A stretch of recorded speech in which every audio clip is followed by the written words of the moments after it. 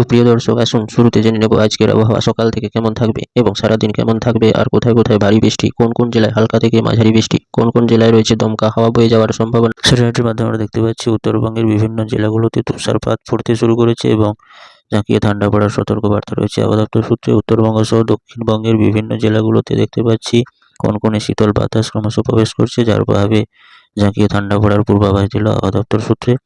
এই আবহাওয়া দপ্তর সূত্রে আরও সতর্কবার্তা জারি করা হয়েছে। বঙ্গোপসাগরে নতুন করে ঘূর্ণাবর্ত সৃষ্টির পক্ষে উপযুক্ত এবং এই ঘূর্ণাবর্ত সৃষ্টির জন্য যথেষ্ট পরিবেশ সৃষ্টি হয়েছে।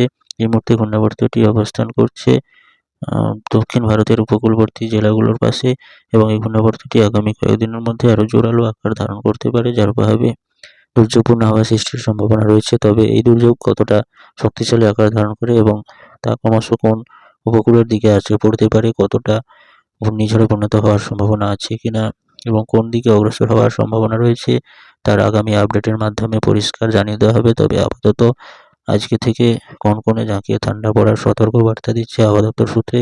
উত্তর বাংলা সহ দক্ষিণ বাংলা ও বাংলাদেশের বিভিন্ন জেলাগুলোতে কনকনে ঠান্ডা পড়ার একটা সতর্কবার্তা রয়েছে আবহাওয়া দপ্তর সূত্রে।